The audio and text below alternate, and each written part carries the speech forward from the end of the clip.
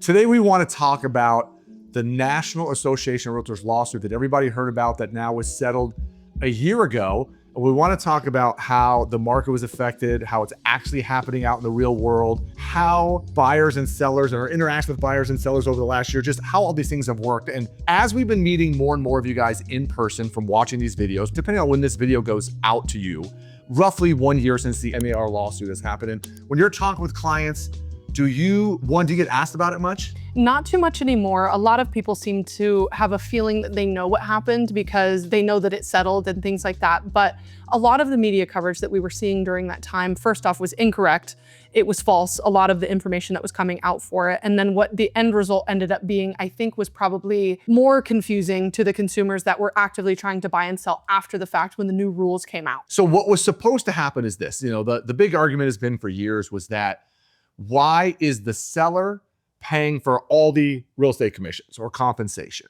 And the reality, I never felt that was the case. I always felt like it was just part of the purchase price, meaning the buyer was willing to pay the price they were willing to pay, knowing that how they were going to compensate their agent was being financed into the deal. And in reality, what they were hoping is that the seller would hire us to help them sell and they would pay us.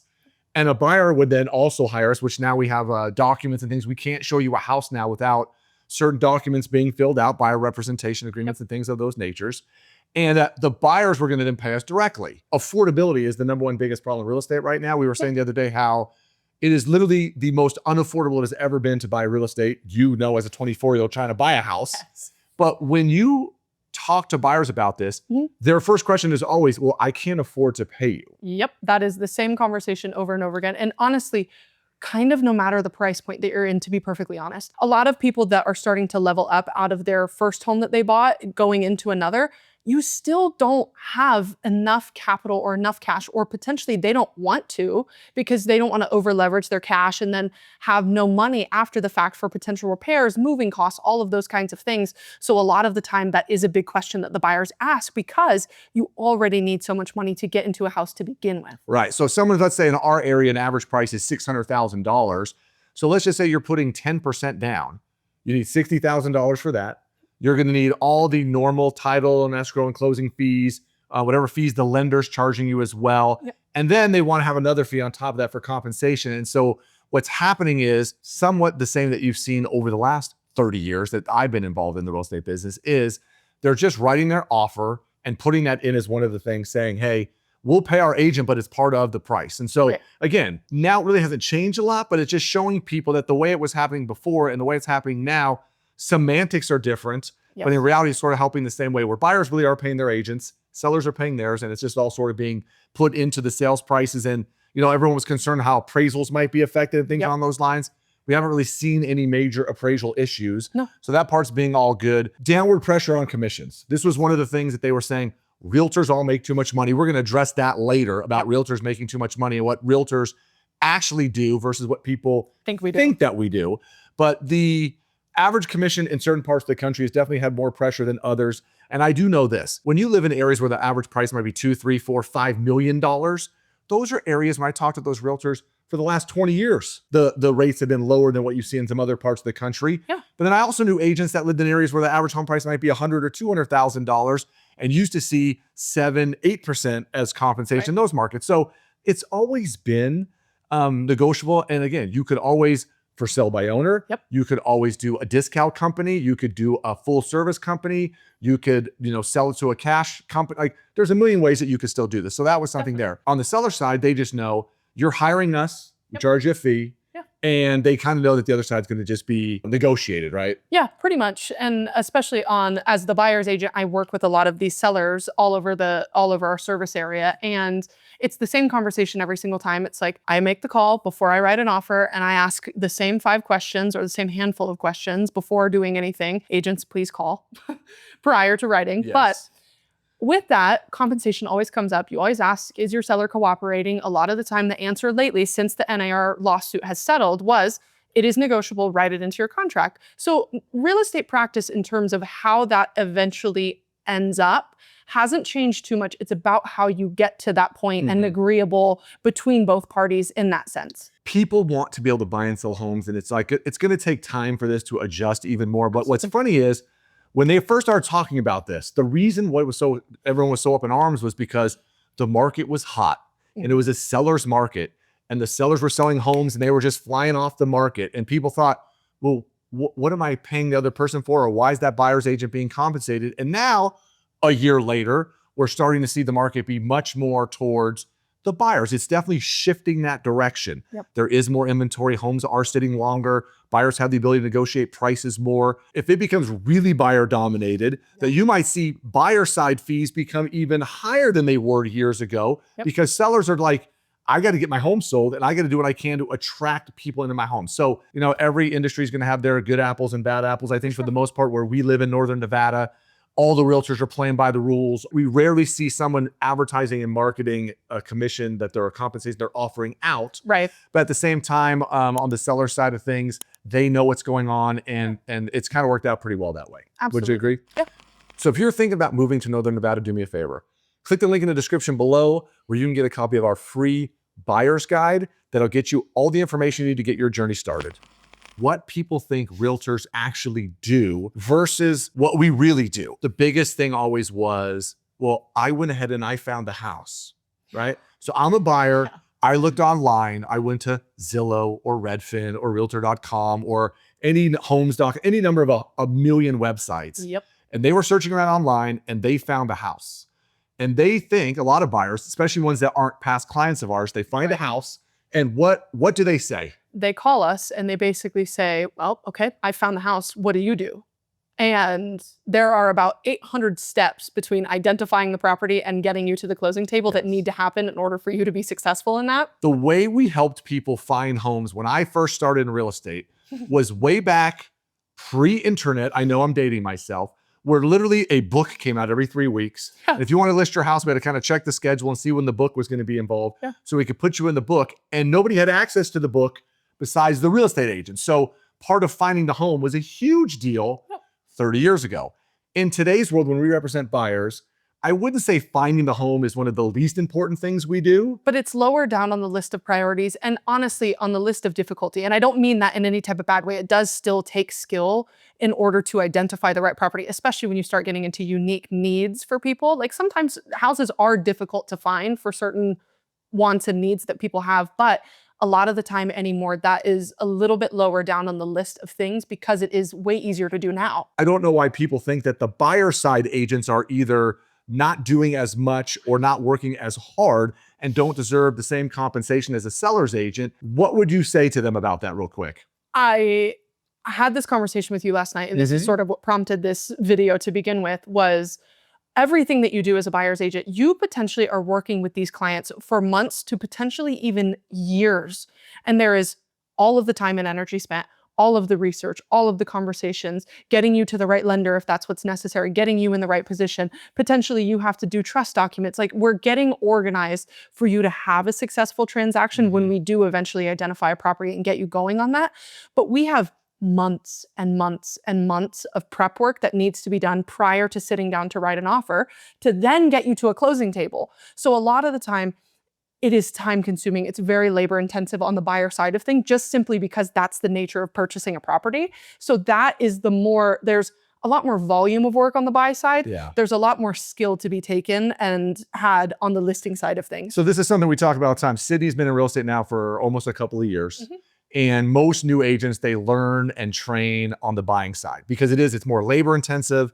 The skill set is, I don't want to say it's easier to learn, but there's a little less, I would say a hair less expertise on the buyer side than on the selling side of things. Sure. But at the same time, it is definitely more time consuming, labor intensive, because when you help a buyer and they get that offer accepted, that's just negotiation number one. People forget there's also, you got to go to the inspections. You got to meet the appraiser. What happens if the appraisal doesn't come in? What happens when we get funky inspection reports and problems and we got to deal with that? Well, and having a good buyer's agent, honestly, they're worth their weight in gold. I promise you when I say this, because all of that prep work to then come into whatever market conditions that you are in during that time, which could be potentially a dry market and you're the only offer coming in on that property and we can kind of negotiate back and forth, just us and the seller, or you're potentially getting into multiple offer situations. You're getting into time crunches. We have contingent properties. There's so many complexities before writing a really, really good offer, whatever your circumstances may be, to make it more enticing to the seller, that the buyer's agent knows a whole lot more about and can help you make a better decision, a better offer. Maybe this isn't the right house and we need to go to something else. So when we flip to the seller side of things, this is where a little more expertise comes in. And this is where I've been taking Sydney on all these appointments with me, where when someone reaches out to us, raises their hand and says, I'm ready to sell my home. We got to go see their home. We got to see what it was when they bought it. We got to see what they've done to it over the years to fix it up. We want to see, you know, what neighborhood it's in, how big it's in, what conditions it's in, what repairs and what things we may want to do to get it ready for sale. And then the biggest thing, of course, is trying to figure out what that sale price is going to be or that listing price. And that's where the skill is. When you're someone newer, it's a little easier when someone put a price tag on it to think, ooh, it's a little off, it's a little on, or when a home sits on the market a little while, you can feel like there might be some room in that price. But when you're trying to pick that original number, you know, some neighborhoods that are cookie cutter, track homes, every fourth home is pretty much the same, easier than, for example, we saw a couple of homes last week that are going to be somewhere between, you know, 1.3 and $2 million. One's closer to 2, one's closer to 1.3. And those homes were super unique. They were super Lots of different concerns and issues trying to figure out what to do on there. So once we do that part, and there's a lot of communication, then all that information buyers get to see all over Zillow and the internet. Guess who provides all that information? He does. The selling agents do, because we have what's called a listing input form that we detail and fill out all the information about the house. We hire, hopefully, a professional photographer to take all those amazing photos you see all over the internet. And realtors are the one that put all that information typically into a multiple listing service. Some areas I know don't have those. And then Zillow and all these other places are basically pulling that feed. So when people think that they're looking on Zillow and are they getting information there that we're not providing them? No, they're getting it from Zillow now. Once we do that, all that marketing, all that advertising, that's what we're talking about. It's a different skill set for selling agents than it is for buying agents. But for whatever reason that the public perceives that a experienced listing agent who's done this for a long time should, and probably should at least a little bit, make more money or be paid more for the same services than a buyer's agent. But again, their job's probably a little more time and labor intensive. We have a lot of heavy lifting up front. And so sometimes from the day we meet you to the day your home goes for sale, it might be a month or 2 or 3, depending on the condition of the property or just the timing of things. But we always feel like the sooner we can meet you, the sooner we can talk to you, the process, then we're not in a hurry, we can get photos. Like all those things make a whole lot more sense as far as that stuff goes. And the one thing that people don't think about in all of this is when you deal with residential real estate, because I own a commercial building, my girlfriend owns commercial property. When you own residential real estate and you're helping people buy and sell their primary residence, the one thing that you guys out there in the world don't realize is it is super emotional for you guys. And what I always say is sometimes really amazing, good people temporarily lose their minds and go crazy because not everybody deals with the stress of buying and selling real estate, especially if it was involving a death, a divorce, a job transfer, bigger, smaller, relocating to other areas. There's so many factors involved in all that, I have a degree in psychology and sociology, who I joke all the time as realtors, we should get marriage counseling degrees. But those things are a lot of us just putting our hands on clients and giving them a hug sometimes because there's tears, there's laughter, there's emotions, it's just a lot going on as far as all that goes. Hiring a good agent, again, is really beneficial in that sense because people we claim it. It's like temporary insanity where perfectly rational people every single day outside of all of this have great conversations with. They're super rational. You get them right in the middle of a real estate transaction and they're a completely different person. What we did, and we saved it to the end, was when people think, and I put it in ChatGPT, I've Googled this topic all the time, what people think realtors really do or what we really are, because we have such kind of a negative connotation of what our business is. People think of us as used car salesmen, and nothing against used car salesmen. I don't like buying cars, but it's thought of negatively as well. And so what do people sometimes think, especially people that don't know us when they talk to on the phone, what do they think we do? Well, especially as a buyer's agent, they think that I'm just a glorified door opener, that they can just call me and that I'll just parade you around until you find a house. And then I'm just going to slap a number on a piece of paper and then we go from there. And it's not quite that easy. They also think that, that we just throw the status onto the MLS. We randomly pick a number. It goes all over the internet. And we just sit here and we wait for the offers to come in. And then when they do, we're all rich. We all make tons of money. And we're just good, sweet talkers and smooth talkers and all that kind of good stuff. And the thing about it is, and this is why you need to interview and hire your realtors. It is super important to have good experienced realtors and just know when you talk with us, this is how we'd be able to last this long is we're always going to give you advice. And it's all about making sure that we do what's in your best interest. And we've had plenty of people over years, we told them, don't buy a house, don't sell a house, bail out of this transaction because the reports came back terrible. Absolutely. And so no, we don't just sit on the weekends and host open houses. We, flexible hours is my favorite one. Oh my God. People think that you just got this wonderful flexible hour schedule. How many days of the week would you say that we work zero? Like not at all. Never? Hard. I mean, we would have had to like plan a vacation and we were gone somewhere else. But in terms of I sat at home and just chose not to work today, never. And the funny part is when Cindy mentioned the word vacation, this is part of why I have a team and we have a team so that when we go on vacation, it's hard for me and Cindy to go on vacation at the same time. Yeah. But between our assistant, Robin, our property manager, Kylie, we have to coordinate so that hopefully at the most, one of us is gone. On occasion, you might get two of us gone for a short amount of time because we want to be able to actually help each other. But if you're an individual agent and you go on vacation, you're gonna have to find a buddy or someone in your office, or unfortunately, you end up working while you're on vacation. And again, it's not this game of just, I always call it's not like a matchmaking game. We just put buyers and sellers together. We've always got something that works perfectly and off you go. It doesn't work that way. I also think a lot of the time people forget when you're in a real estate transactions, the buyers and the sellers are not talking directly to each other. No. So who you hire really does matter because how we effectively communicate your wants and needs to the other side matters.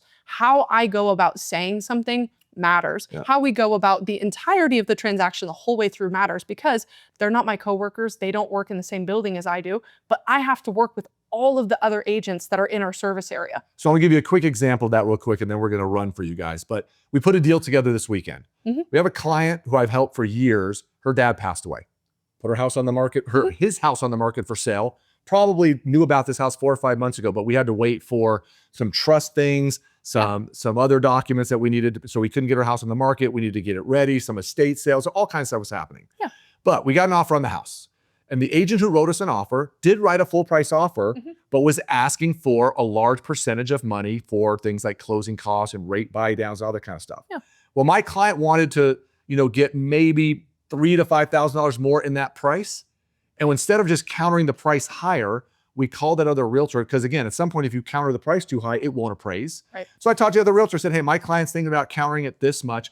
Is it more important that your client needs all that cash for the deal? Or if we just make that credit a little smaller, leave the price alone, then the net dollars to the seller works out great. Yeah. And those kind of conversations that most of the public doesn't even know we're having is how you're able to put deals together. So an offer that came in Saturday morning is by Sunday night, agreed upon and done. And when we go into the office on Monday, Robin will get some new information. We'll have an escrow to open and we'll have a deal that's moving along that'll close in the next 3 or 4 weeks because it's a pretty fast, closing deal like that. Realtors in my world should be thought of the same way as your CPA, your doctor, your financial planner, your insurance person. Like you need to have a real estate agent that can help you because I promise you over the years, we can help you do deals. We can help you make money. And once you're done doing your primary residence stuff and you're ready to buy investment property, we can do that as well.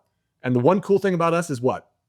We know realtors all over the country. We do. So for those of you that are watching these videos and you're thinking about moving to Reno or the surrounding areas to Reno, and you have a home to sell where you live, reach out to us. We put referrals together for people all the time. So that way I know you're working with a good realtor there because the hardest part is if you got a crappy realtor where you are and you have a home to sell and you're moving here and that deal wherever you are falls apart because and it screws your deal up here, you're not going to be happy about that. So we'll see. But full circle, the NAR lawsuit, I'm sure there'll be more to come on that whole thing. That's what we wanted to start with today. Yeah. But in reality, for us and our clients, nothing dramatic, nothing overly big has changed, and we'll go from there. So if you're thinking about moving to Northern Nevada, do me a favor. Check out this video we did right here that will show you all the areas, the surrounding areas, and everything you need to know about living and moving to Northern Nevada.